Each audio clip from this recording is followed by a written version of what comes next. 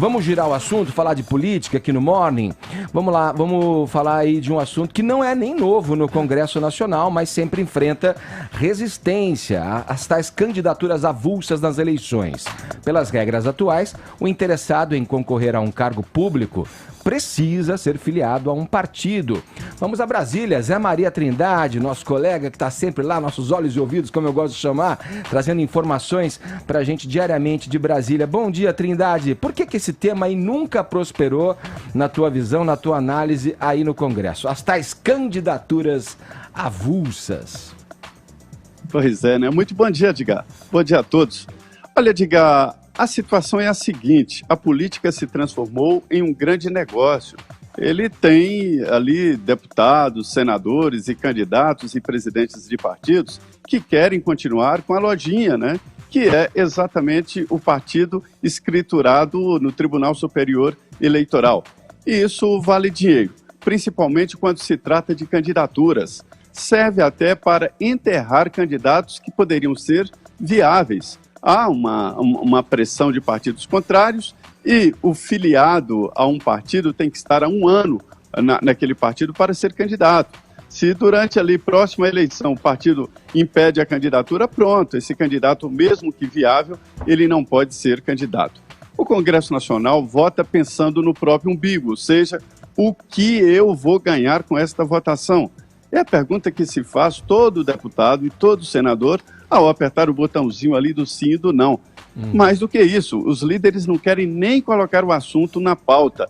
Só que este divórcio que já vem de tempo entre o que pensa o eleitor e o que pensa até alguns filiados, né, e o partido político, esse divórcio aumentou e a realidade é outra hoje. Mas os partidos, Edgar, não querem admitir a candidatura avulsa que já existe na prática. Nós temos hoje um presidente da República eleito de forma avulsa.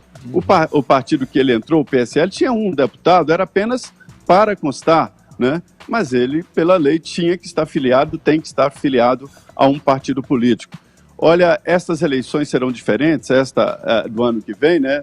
Porque acabou a coligação partidária. Então haverá uma proliferação de candidaturas e isso é muito bom.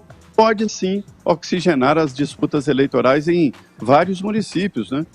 Zé, é curioso isso que você fala, na prática ali, né, o candidato eleito presidente, o Bolsonaro, ele já agiu como um candidato avulso mesmo, todo mundo sabe, é falada, a sigla PSL praticamente inexistia antes da eleição, muitos políticos foram eleitos e compuseram a base do governo a partir do Bolsonaro, do chamado já bolsonarismo, né? Agora, é uma discussão que vem à tona, Zé, exatamente por isso, é uma candidatura avulsa dentro do protocolo existente, mas na prática avulsa, que poderia, e segundo alguns críticos, né, que entendem que a via deve ser mesmo a filiação partidária, porque talvez ali em tese teria uma representatividade maior junto à sociedade e não uma visão personalíssima das coisas, né, autoritária talvez, para usar um exemplo aí de muitos críticos quando se referem ao Bolsonaro. Eu queria, o deputado, por exemplo, o deputado Luiz Felipe de Orleans e Bragança, do PSL de São Paulo, argumenta que os caciques, um pouco nisso, Zé, que você acabou de trazer pra gente, o Luiz Felipe de Orleans e Bragança, ele argumenta que os caciques partidários não querem perder a tal fatia do bolo. Vamos dar uma olhada num vídeo que a gente tem aqui. Solta, Murilo. Todo parlamentar, em concordância com o seu cacique, também vai querer mais poder, dinheiro e recursos para poder agir dentro do sistema contexto partidário. Agora, a população e até mesmo os parlamentares que saem perdendo nessa dinâmica de jogo, não fizeram o juízo de valor, se queremos, de fato, então, reforçar partidos, ou queremos ter, de fato, democracia. E aí, Caio, você concorda com a visão do deputado Luiz Felipe de Orleans e Bragança? Bom dia. Bom dia, integralmente, né? A candidatura avulsa, inclusive, eu reputo como um nome depreciativo, porque não exprime o real valor desse instituto político e jurídico, né? O melhor é a gente falar em candidatura independente. E resumindo, a candidatura independente, ela vai garantir que qualquer brasileiro tenha o direito de se candidatar a um cargo político sem fazer parte de um partido. Juridicamente... De interesse, né, Caio, que é o mais importante. Total, juridicamente, negar ao cidadão o direito de se candidatar é imoral e inconstitucional, né? A Constituição, no artigo 1º, parágrafo único, é expressa, né? Todo o poder emana do povo, que o exerce por meio de representantes eleitos ou diretamente. Mas as oligarquias políticas, as elites burocráticas, elas ergueram uma barreira ao exercício desse poder pelo povo. E que barreira é essa? A filiação a um partido político. E essa norma, inclusive, tem viés totalitário. Não à toa, ela remonta ao final, aos estertores da ditadura do Getúlio Vargas. Imagina, uma lei de 1945, um decreto-lei. E, além de imoral e inconstitucional, a filiação obrigatória, ela viola os direitos humanos. Eu sempre falo isso, o Brasil é signatário do Pacto de San José da Costa Rica e a Convenção Interamericana de Direitos Humanos estabelece que a participação política ela é livre de amarras partidárias. Eu peço licença aí ao ouvinte para ler o artigo 23, item 1. Olha o que ele diz. Todos os cidadãos devem gozar dos seguintes direitos e oportunidades: de participar na direção dos assuntos públicos, diretamente ou por meio de representantes livremente eleitos. Aí ele vai falar de eleições periódicas, do voto secreto, etc. e tal, e fala o seguinte, de ter acesso em condições gerais de igualdade às funções públicas de seu país, e depois, no item 2, ele fala especialmente nisso aqui, ó. A lei pode regular o exercício dos direitos políticos e oportunidades exclusivamente por motivo de idade, portanto, se é maior de idade ou não, nacionalidade, é importante você ser um brasileiro, né, para ter direitos políticos, residência, idioma, instrução, se você é alfabetizado ou não, capacidade civil ou mental, ou condenação por juiz competente em processo penal, caso da lei da ficha limpa.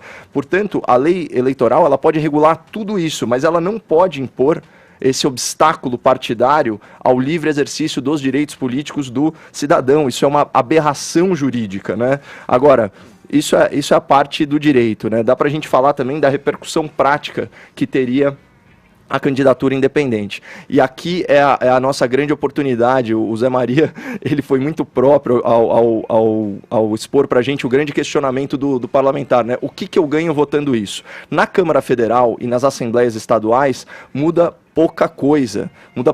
Por isso ainda tem alguma chance da ideia prosperar se ela tiver amplo apoio popular.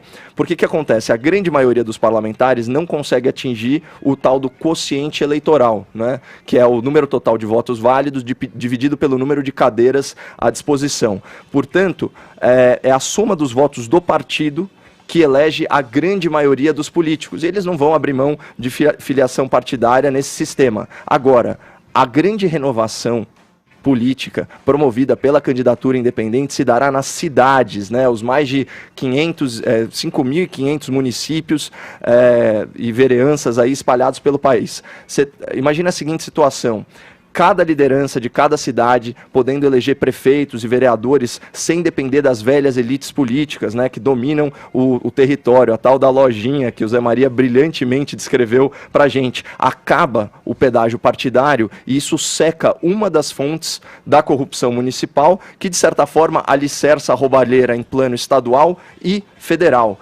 Portanto, e tem outro ponto também, a filiação partidária obrigatória, ela vai afastar da política muita gente do bem, gente bem-sucedida, gente honesta, lideranças espontâneas, orgânicas da sociedade. E é muito importante a gente considerar também um outro contexto, né? Aqui eu tenho números do Datafolha, menos de 5% da população confia nos partidos políticos e 2/3 dos eleitores, 66%, não tem nenhuma sigla partidária da sua preferência. Portanto, a candidatura independente ela tem o potencial de ser uma revolução democrática, ela deve ser apoiada amplamente pela sociedade e eu recomendo ao ouvinte da PAN que acompanhe os textos e os vídeos sobre esse assunto do professor Modesto Carvalhosa, do advogado o Rodrigo Metsomo e também do deputado Luiz Felipe de Orleans e Bragança, que a gente ouviu aqui, que tem uma obra muito boa que aborda essa questão, que é Porque o Brasil é um País Atrasado, e a obra do professor Modesto é Da Cleptocracia para a Democracia, também fala muito sobre esse tema. Ô Zé,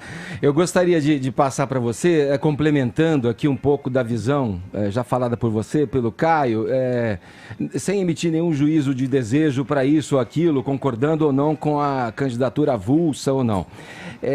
Eu fui dar uma lida a respeito, né, e aí vi que tem um termo jurídico, Zé, chamado o mandado de injunção.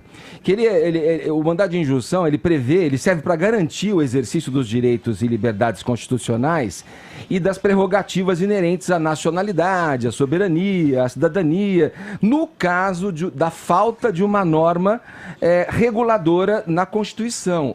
O ano passado, o decano da corte, Zé, você deve ter acompanhado isso, o juiz Celso de Mello, ele não reconheceu, teve um caso de um candidato que queria entrar no pleito, né, de maneira avulsa. O ministro Celso de Mello, decano, ele recusou por não entender que havia alguma lacuna que pudesse impedir o cidadão ali de exercer o seu direito de cidadão ali, né? Então, para que houvesse o entendimento e a aplicação do tal mandato de injunção, deveria ter uma situação de lacuna técnica ali, né, que pudesse justificar a aplicação desse tal mandato de injunção, o que ele entendeu que não havia, porque a lei, a Constituição é clara, as leis eleitorais são claras e assim entendem. Para que houvesse, para que haja a candidatura avulsa, tem de haver uma mudança na lei.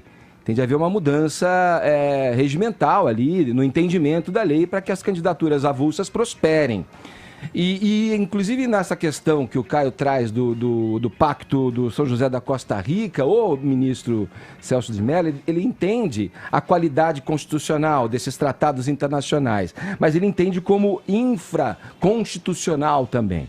Quer dizer, o Brasil, na sua soberania, encaminha e dá seguimento às leis de acordo com os entendimentos ali.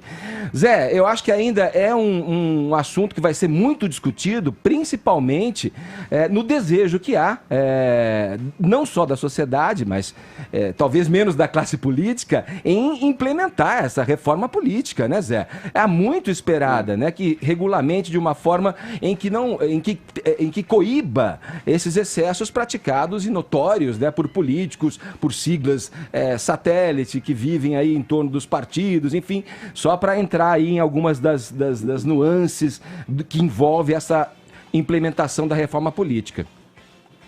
Olha, Edgar, tradicionalmente o Tribunal Superior Eleitoral era o máximo em legislação sobre eleições. Depois o Supremo acabou crescendo também e define até assuntos contraditórios com relação a decisões do TSE. A candidatura avulsa foi derrotada no TSE e depois no Supremo Tribunal Federal, como você disse. Mas existe uma frente, existe uma defesa. O sistema hoje eleitoral, ele é montado para que as elites decidam quem será o governante. E aí o povo é chamado para conferir, através dos votos, para confirmar. Agora, quando as elites não decidem, aí o povo entra e decide. E foi o que aconteceu com Bolsonaro e que acabou provocando aquela fala do presidente da Câmara, nós erramos. Quando ele diz nós erramos, quer dizer, nós aqui, elites, com esse poder todo, sim, não conseguimos produzir um candidato que nós gostaríamos que fosse o presidente do Brasil, né? Então, existe isso aí. A candidatura independente ou candidatura avulsa virá de qualquer forma, sabe por quê? Os partidos políticos estão pulverizados. Hoje são 45 partidos, devem chegar a 100 partidos políticos. Só na Câmara são 35 partidos com representantes, ou seja, já se trata aí de uma candidatura avulsa, porque qualquer deputado pode ter um partido para chamar de seu, né? É o que está acontecendo, hoje é uma realidade. Conversei com vários deputados que querem ser candidatos a prefeito. A Tabata está tendo problema de legenda em São Paulo. A delegada, esqueci o nome, mas de Recife, está em primeiro lugar e não tem partido. Enfim, é um movimento que está acontecendo no Brasil. Sim. E para complementar, as arapucas chamadas partido político, né, estão aumentando as verbas de campanha em mais 2 bilhões de reais. Isso é munição, né? Valeu, Zé. Obrigado pelas informações. Um abraço para você. Bom trabalho aí em Brasília. Muito bem, bom dia a todos. Edgar, cabe só uma complementação. Eu acho interessante falar isso, né? Porque a gente diz que, bom, na prática já tem aí a candidatura avulsa ou a candidatura independente e cita, enfim, o pleito presidencial do Jair Bolsonaro nesse sentido. Olha só como o atual sistema, ele é pernicioso. Pegando aí, né? Obviamente ninguém vai questionar que o PSL foi uma legenda de aluguel, certo? Agora, fica muito claro que o presidente, então candidato, teve que pagar um pedágio político, né, e delegar enfim, ao PSL, a administração das campanhas, tanto que financiadas por dinheiro público, por verba pública, o PSL promoveu o tal do Laranjal do PSL, com as candidaturas femininas de fachada, todas aí alimentadas pelo dinheiro das cotas femininas do fundo eleitoral, né? Então, você percebe que é fundamental que haja o Instituto da Candidatura Independente de fato, sem precisar pagar esse pedágio partidário para essas legendas de aluguel.